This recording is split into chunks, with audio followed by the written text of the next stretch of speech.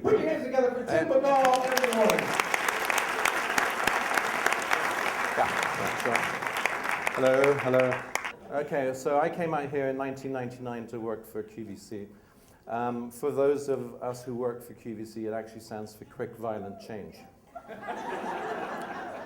I found this out at the end of my first week when my new boss called me in and said, "So Tim, how are you enjoying the new job?" I said, "It's great." He said, "How do you like your secretary?" I said, "She's great." "How's the office?" I said, "It's fantastic." He said, "How's the team?" I said, "They're wonderful." He said, "I'm leaving." I said, "What?" He said, "I need a change. I can't stand it here any longer." I said, "But I came from England." He said, "I know. You wouldn't have come if I told you that." I said, "When are you leaving?" He said, "Well, not today, not next week, not next month, well, maybe next month." But he said, soon. Well, about a year or so later, he did leave. And I said, "Well, who am I going to work for?" He said, "Probably Betsy." I said, "But I don't like Betsy. And she hates me." He said, "I know." Anyway, once he'd left, he was the sort of boss who'd let you do whatever you wanted to do and wouldn't really care about it. And shall we say that she was not.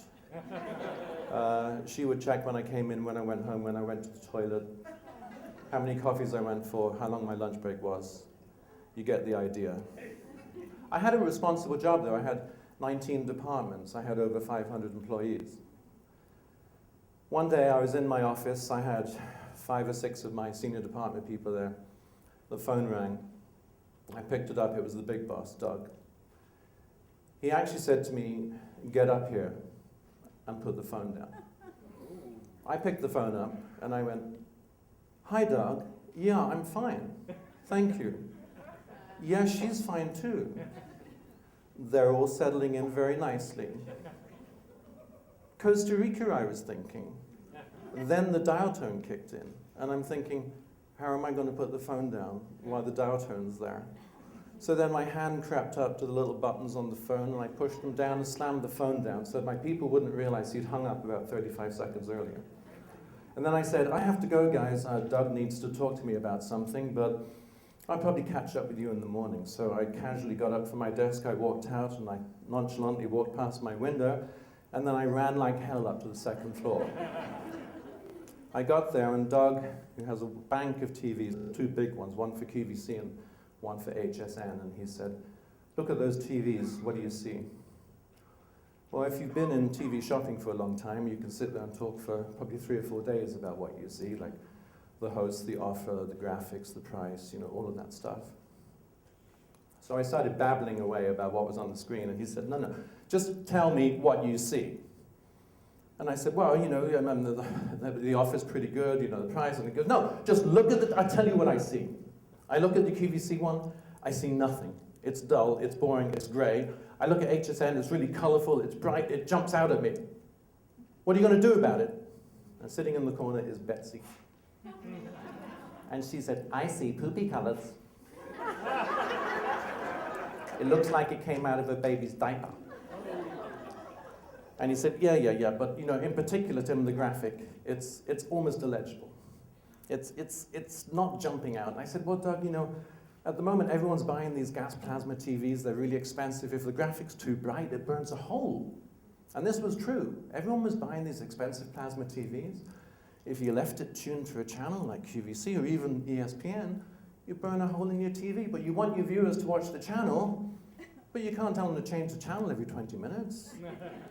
So what we had done, we had dialed back the graphic to 85 lux, which is the FCC recommended level for brightness on white. I know this stuff. I don't understand what it means, but I still know it today. He said, "I don't care, fix it."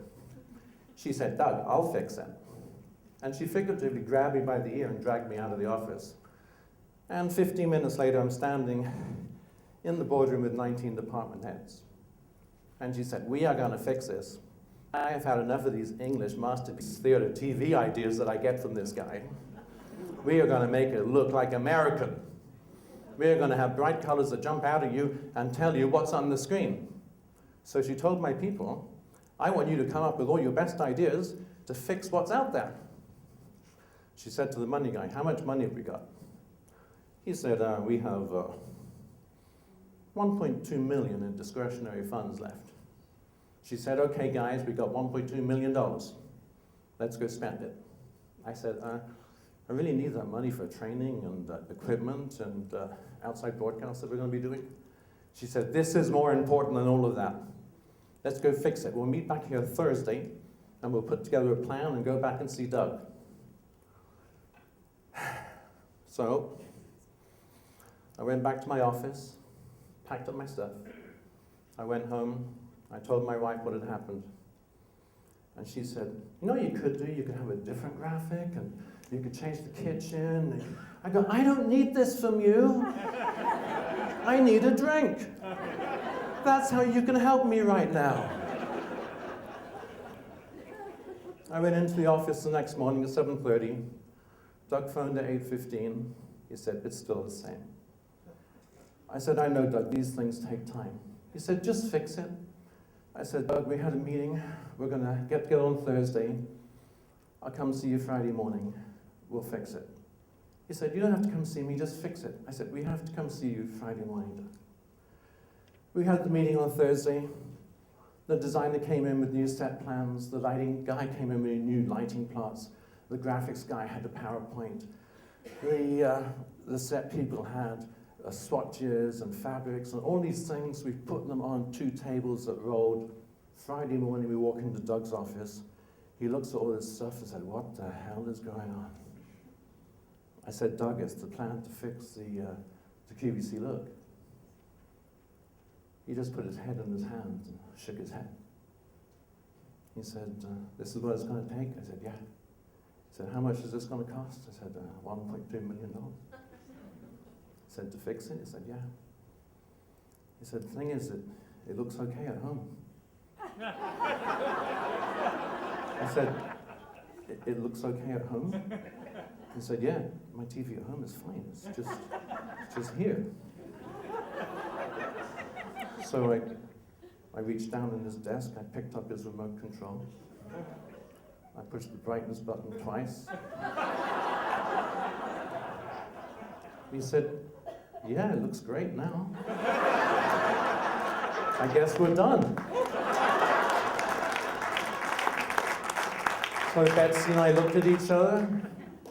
We each pushed the trolley out of the room, and we promised we'd never talk about it again. So change is good, change is meaningful. You just have to make sure you're going about it the right way. Thank you very much. Have a good Thanksgiving.